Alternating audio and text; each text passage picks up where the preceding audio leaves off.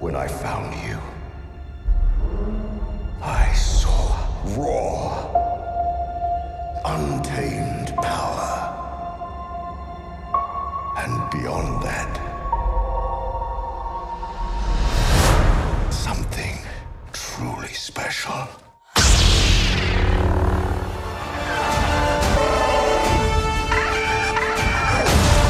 We are the spark that'll light the fire that'll burn the First Order down. I need someone to show me my place in all this. Rian Johnson is with us and just pouring himself a glass of water. Sorry about that. No, that's fine. You know what? You're quite entitled to pour yourself whatever you like. Oh boy. I've just walked out. When I say I walked out, I didn't walk out, as in, I didn't walk out because I was upset. The movie started 20 minutes ago. It finished. It finished in Okay, there. thank God. And then just tell me that you are mightily relieved. I mean, you're smiling now, but just you must feel fabulous. I'm very encouraged by people enjoying it so far, but it still comes out different times, different places. But I'm still nervous that the fans are still going to go out and see it. You're still nervous? Oh, of course, yeah. I mean, it's it's a movie that I've worked on for a while. I care really deeply about, and I've been a Star Wars fan my whole life. I know how. Every Star Wars fan has a different list of things they want from these movies. And personally, for myself, I know it's the case. You can never 100% please any Star Wars fan because their tastes are so specific. But you hope they're going to enjoy it. I hope they will. But all the indications, I would suggest that they are. The reviews are astonishing. I mean, the best reviews I can remember for any Star Wars film. It seems like people are enjoying it. Well, I mean, the strange thing for me is, because of the secrecy with these films, you don't test screen them at all. And so I've shown this film to like a handful of filmmaker friends. But the LA premiere a few days ago was literally the very first time I saw it with an audience, and last night at the UK premiere was only the second time. So I'm still holding my breath and praying that, it plays. What did you think? I felt very encouraged, yeah. Did they whoop and applaud and clap? They did. All the big beats seemed to play incredibly well, and I did breathe a sigh of relief then. I was expecting to be thrilled. I wasn't expecting to laugh out loud. Oh, good. It's. I would say, without hesitation, it's the funniest. Well, I think humor's always been a big part of Star Wars, and especially with this one where I knew that it was going to be, we were going to go to some more intense places. We were going to slow down a little bit and take our time with some of the storylines. It was really important to me to get that aspect of fun and humor into it. How did that conversation with Kathy Kennedy, who goes the Lucasfilm president, I guess you could say she's the most powerful woman in Hollywood, but when she's talking to you about this, at what stage did you think, oh, right, they want me to direct this?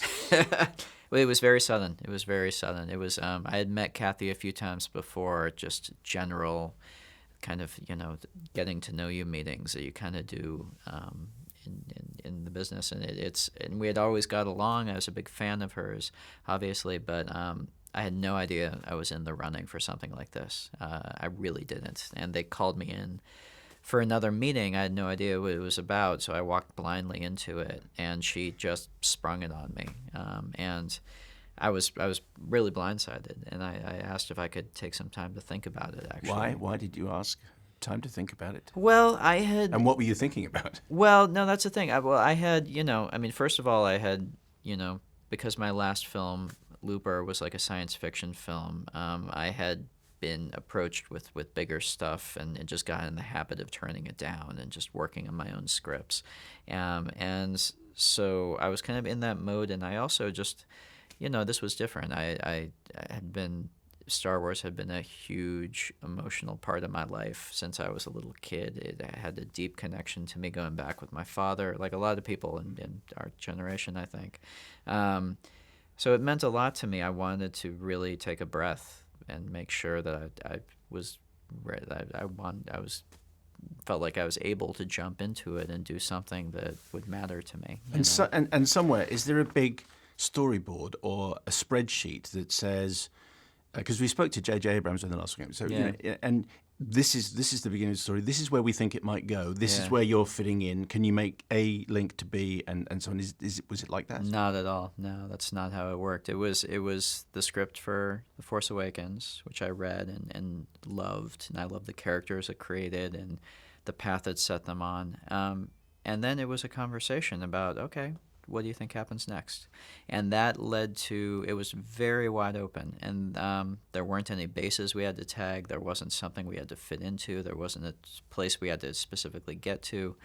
And that led to, a writing process where I could really just find where each of these characters wanted to go and where they wanted to end up. Clean slate?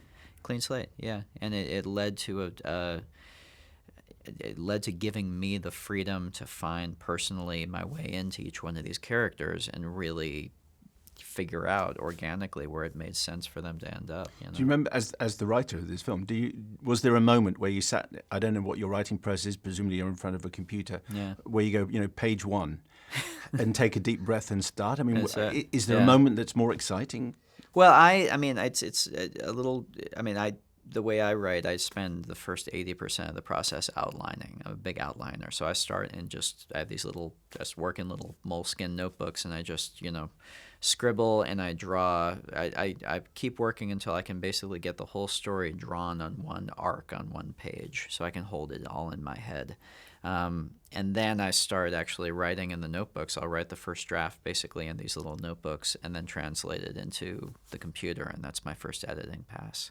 So it's a little more diffuse than that. But there is a moment where you type, fade in, or not fade in, you type opening crawl, and then you start typing it, and you type Luke Skywalker for the first time into your screenwriting program. It comes up in your character list, and you think, my God, what am I doing? And this film picks up immediately. I don't know, this isn't a spoiler. It picks up immediately. The last film finishes, which is quite different for a Star Wars film. Did you know was that always the case, that we were going to pick up pretty much straight away? Well, that's directly from my watching The Force Awakens and the amazing moment that JJ ended that movie on, of Rey holding the lightsaber out to Luke. And these movies usually jump ahead a few years. I want to see what happens next.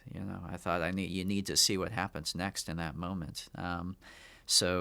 Yeah, that led to, okay, we're going to do this a little differently. We're going to pick it up directly where that left off. And what was it like working with actors who'd been cast by someone else? Does that feel different? It didn't. It was because JJ is such a genius at casting, and the cast he put together for this movie, I mean, it's some of my favorite young actors working today. John and Oscar and Adam, Daisy, who I hadn't seen before The Force Awakens, but she instantly has that, my God, who is that girl thing on screen. And they were just all such tremendous actors, and we just jumped into it. And I gotta say, it was a pleasure. And JJ Abrams is the executive producer. Does that mean he's there at the end of the phone if you need him? Is that how it works? Yeah, we didn't have much active involvement during the making of the movie, but at the beginning of the process, I had a few very good conversations with him, and he was always, I mean, he's the most creatively enthusiastic filmmaker, and he's such a good cheerleader. He was always encouraging, and he gave some great notes when we were working on the edit of the film. And the film is dedicated to Carrie Fisher, who of course passed away after the filming was complete. Did it make for a very difficult? Did it change the way you put the film together in post-production? Did it change? Obviously, the mood and the atmosphere must have changed, but did it alter the way you put the story together? It didn't. When she passed away, kind of over the holiday break, we were already pretty deep into editing, so we already had her performance put together, and after we came back from New Year's, we sat down and watched it all, and I think she gives a really beautiful performance in the movie, and I didn't want to touch it. I didn't want to alter it. I felt like audiences, I think this performance will really mean something to audiences. Let's give them what she gave us. Got a couple of listeners' questions here. One from Hector Carl in Singapore, who's 6 years old. Oh. I'm a huge Star Wars fan, and so is my brother, who's 10, almost 10. I saw The Force Awakens, and there were some scary bits for me. Am I old enough to see The Last Jedi? Is it much more scarier? Thank you, from Hector. Hector, that's a very good question. It's hard for me to answer without knowing you personally, because everybody's different. I'd say that there are some scary moments in this movie that are probably about the same level of scariness as The Force Awakens. If you have any question, maybe have your parents see it first and make sure it's okay. But I'll bet if you could handle The Force Awakens, you could handle this. Because it's a 12A certificate in the UK. So that's, I think, why a number of parents will go, Yeah. oh, okay, do I need to see it first? But I think it's a useful benchmark. If you cope with the last one, I think you're going to cope. I think so, but if there's any question, I mean, parents know their kids. If there's any question, absolutely see it first and, make up your own mind. Samuel James Harris, I've heard you're a keen Pokemon fan. Has this influenced The Last Jedi's creature creation process at all? I can't say it has because Pokemon. Well, I played. Is that true? It's actually true. I played the original Pokemon on the Game Boy when I was young, and but then Pokemon Go came out the last week of filming, and so it was bonkers. We were all playing Pokemon Go on set the final week, and part of the game is the camera turns on. It's like an augmented reality thing. We were running around the set trying to catch Pokemon, and our poor security lady, Jenny, was going nuts because we all had our cameras running around the set. And she was like, "You can't catch them here. You have to go outside." So, yeah. So it is true that you love it. But I mean, but the Porg, the little creature, is that a little Pokemon? No, I mean, for me, it owes more to Miyazaki. To me, it owes much more to like Totoro or the feel of. And I think that's one influence, especially on the island sections, the films of the animated These little characters films. that are on the island with Luke. In fact, Gwendolyn Christie, who plays Captain Phasma, has said, when I look at the Porg, I think it's a manifestation of Rian Johnson's soul. I don't know what that says about me, Gwen, but I think it's supposed to be kind, so I'll take it.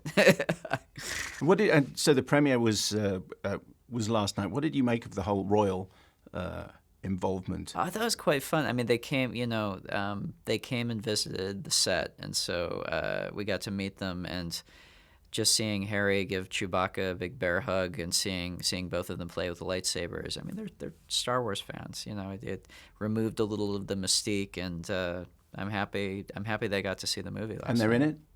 I can neither confirm nor deny any involvements. They visited sets, I can tell you that. Because Daniel Craig ended up in the last one. So. Yeah, he did. Yeah, that's true. At what stage do you start to plan ahead? You've told us that there's no storyboard. When you joined, there's no big plan. Yeah. But given that it's your gig to do the next one and the one after that, you must have a secret file. Well, not really. I mean, so this is there's 7, 8, and 9. This is episode 8. JJ is going to do episode 9, so he's going to do the final chapter of this trilogy. And for that, I get to hand the baton back to him. I get to just be an audience member again, which, as a JJ fan, I'm really excited to see how he finishes this all up. And then after that, I'm going to do my own trilogy, which is just 3 movies, a new story, and the idea behind that is just that we'll go someplace new, meet some new characters, and tell a new story in the Star Wars universe. And right now, there's nothing much besides that to it. That's kind of my starting point. Wow. Yeah, it's exciting. Does that feel like the rest of your life is kind of taken care of? No. Oh, God, no. I hope not. I hope not. I feel like very excited about it, but I also, I don't know. I have other ideas outside of the Star Wars world that I was working on before this came around. I hope I can still find time to do those. It occurs to me now at the end of the interview, I haven't actually asked you what the film's about or to tell the story, which is a remarkable thing because that's usually the starting point. But there seems to be no point. Yes. Really, because I think probably people don't want to know. They want to go and find out for themselves. I hope so. I think it was engineered to be something you just walk into and let it take you on a ride. So I hope folks enjoy the ride. Well, I did. It was absolutely extraordinary. I thought it was a fantastic success, Rian Johnson. Thank you so much for talking to us. Thank you very much.